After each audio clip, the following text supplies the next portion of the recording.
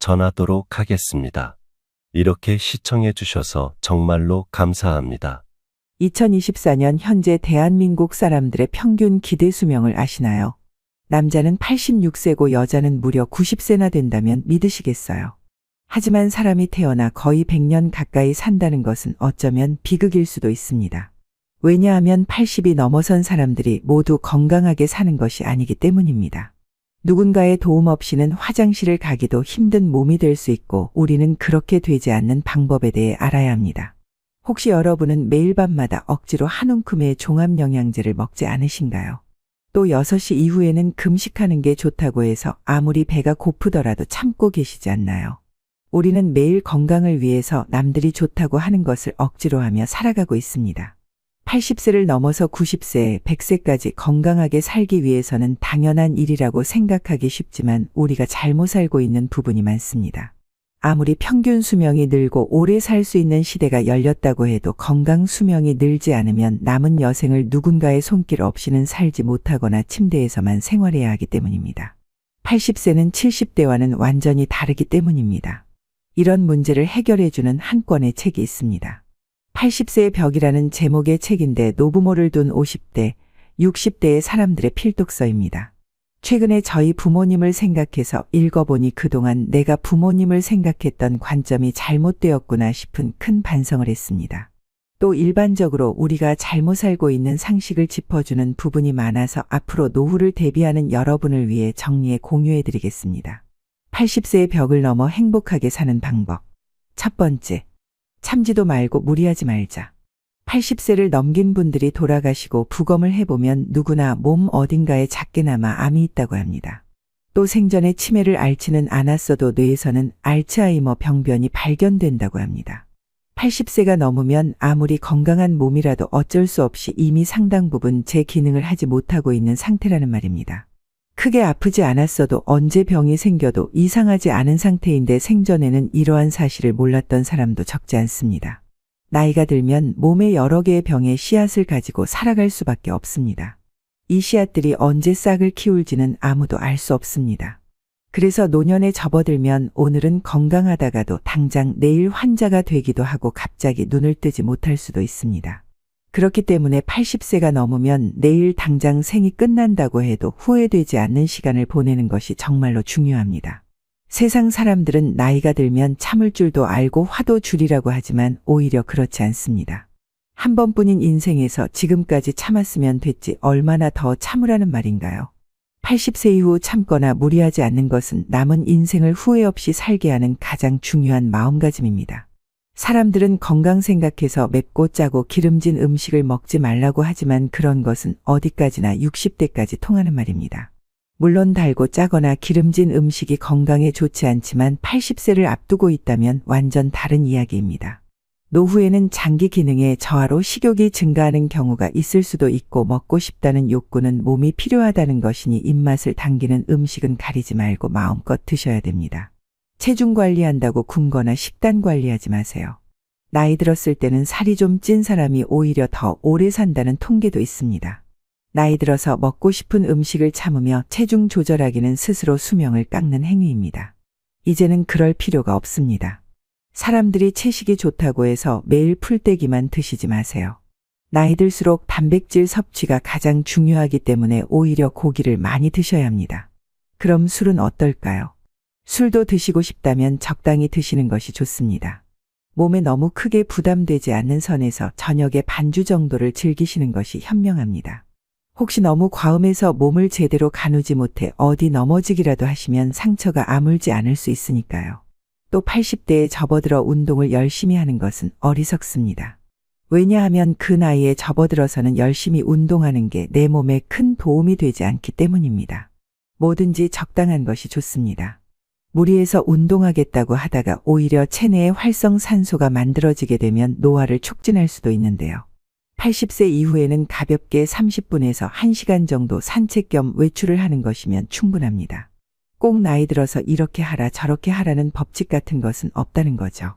그 나이가 되었다면 이것저것 가리는 것보다는 남은 삶을 여유 있게 즐기는 것이 좋습니다. 80세를 넘어 행복하게 사는 방법 두 번째, 건강검진을 받지 말자. 아니, 건강검진을 받지 말라니 그게 무슨 소리예요? 이렇게 질문하실 수 있습니다. 물론 우리가 살아가는데 전문의를 통해 건강검진을 받는 것은 아주 중요한 일입니다. 하지만 80이 넘은 노후에는 이야기가 다릅니다. 80대를 목전에 둔 사람들은 어쩔 수 없이 신체 기능이 여러모로 저하되어 있습니다. 인간이라면 당연한 현상입니다. 그런 상태에서 건강검진을 받아보면 정상으로 나오는 수치보다 비정상으로 나오는 수치가 더 많을 수밖에 없습니다. 건강검진에서 말하는 정상 수치란 평균치에 대한 이야기입니다. 반대로 비정상 수치라는 것은 평균치보다 높거나 낮은 것을 의미하지만 우리는 이 평균의 함정에서 빠져나와야 합니다. 정상 수치는 남녀에 따라 다르고 살아온 환경이나 태어난 체질과 나이에 따라 다르다는 것이 고려되지 않았습니다. 그래서 어디까지가 정상이고 어디서부터가 비정상이냐는 것은 60대 이전까지는 유효할 수 있지만 80이 넘어가면은 어느 것 하나 정상이기 쉽지 않습니다. 80대에 암 진단을 받았다고 해서 바로 수술을 하지 않는 경우가 있죠. 80이 넘으면 신체 활동이 더디기 때문에 암에 걸렸다고 하더라도 전이가 더디고 진행 속도도 그렇게 빠르지 않기 때문입니다. 그러니 일상생활에 지장을 주지 않고 고통도 심하지 않다면 수술하기보다는 관리하면서 지내는 것이 노후를 위해 나을 수도 있습니다. 이렇게 연령별로 고려해야 하는 수치가 있는데 고령의 비정상 수치가 나왔다고 해서 어떻게든 정상으로 맞춰야 하고 당장 수술대에 누워 수술을 해야 한다고 생각하면 안 됩니다. 비정상 수치가 나왔다고 계속해서 재검사하거나 이 수치를 정상으로 만들겠다고 과다진료 및 약을 과다하게 복용하게 되면 오히려 지금까지 잘 버텨준 신체 기능이 어떻게 될지 모르는 법입니다. 세 번째, 효자 10명보다 배우자가 낫다. 나이 들어 함께 여생을 보내고 싶은 누군가가 생긴다면 재혼하는 것도 행복의 선택지 가운데 하나가 될 수 있습니다. 이왕 남은 삶을 더 행복하게 보낼 수 있는 사람을 만났다면 나이와 상관없이 하고 싶은 대로 해야죠. 하지만 재산이 있는 부모라면 자녀들이 재혼을 반대하고 재산이 없는 부모라면 자녀들이 축복한다고 합니다. 왜 이런 일이 발생할까요? 동네에서 아무리 소문난 효자를 뒀다고 하더라도 자식들은 부모의 유산을 원할 수밖에 없습니다. 그러니 자식들은 자신에게 돌아올 유산의 몫이 줄기 때문에 반대하고 반대로 재산이 없으면 좋은 사람을 만나서 참 다행이라고 축하한다고 합니다. 하지만 머릿속 한구석에는 부모님의 돌봄을 기대하는 계산도 들어있기 때문이죠. 어떻게든 70대까지는 재혼 이사가 있으면 자녀들이 찬성해서 재혼하는 경우가 있지만 80대가 되면 자녀들이 반대하는 경우가 많다고 합니다. 그래서 결국 재혼을 포기하고 외롭게 지내다가 노쇠해져서 처음 보는 간병인의 돌봄을 받으며 생활하게 되죠.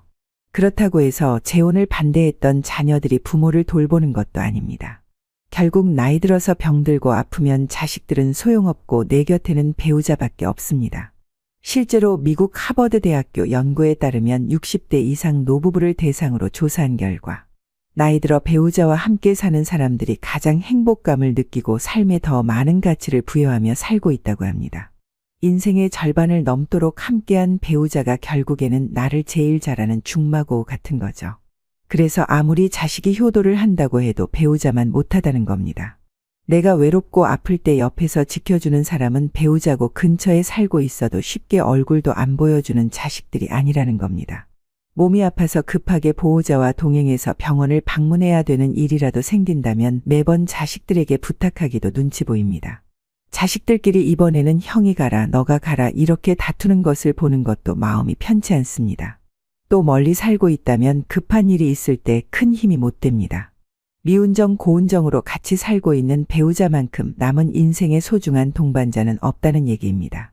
그러니 배우자가 살아있을 때 서로에게 최선을 다하며 지내야 합니다. 만약 여러분에게 물려줄 정도의 재산이 있다고 하더라도 추억을 만드는데 쓰거나 부부의 행복을 위해 쓰도록 해야 됩니다. 80세가 넘은 고령자는 지금 당장 병이 들고 움직이지 못하게 된다 해도 전혀 이상할 것이 없습니다. 내일 당장 눈을 뜨지 못하면 사람들은 호상이라고 할 것입니다. 그러니 오늘 당장 후회 없는 시간을 보내야 합니다. 물론 자녀를 위해 재산을 남기는 그 자체에서 행복감을 느끼시는 분들도 있으실 겁니다. 하지만 노후의 최고 자산은 결국 나의 추억입니다. 서서히 몸이 약해지고 행동 반경이 좁아지다가 결국 마지막에는 침대에서 보내는 날이 많아집니다. 이때 나의 버팀목이 되어주는 것이 바로 예전 그때 참 즐거웠다는 추억들입니다. 그런 것들을 모두 다 포기하고 자식들 잘 살라고 재산을 자녀에게 전부 다 주는 것은 절대로 하지 말아야 합니다. 80세를 넘어 행복하게 사는 방법 마지막. 할 수 있는 건 놓지 말고 계속하자. 80세를 넘어서면 사람이 급격하게 늙고 돌아가시는 분들이 많다고 합니다. 그런 분들의 공통된 특징은 이제 80이나 됐으니 무리하지 말아야지 하며 그동안 해왔던 일들을 그만두시는 분들이 많다고 합니다. 하지만 오히려 나이가 들었다고 스스로 할 수 있는 일들을 제대로 안 하고 멈추는 순간에 사람은 순식간에 늙고 세상과 이별하게 된다고 합니다. 운전면허증도 마찬가지입니다. 최근 들어 뉴스에서 노년 교통사고에 대한 기사들이 많이 나오곤 합니다. 나이가 든 사람들이 운전을 하면 안 된다는 것이죠.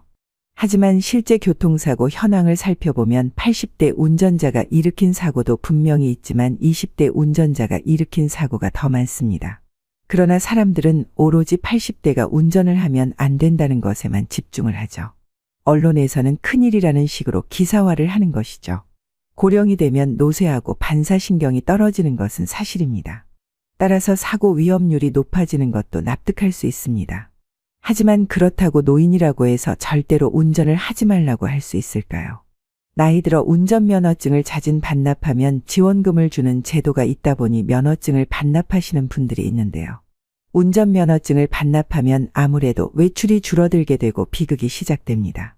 그 순간부터 뇌 기능이 급격히 퇴화되고 인지기능 또한 저하되면서 치매의 진행이 급격히 빨라질 수 있습니다.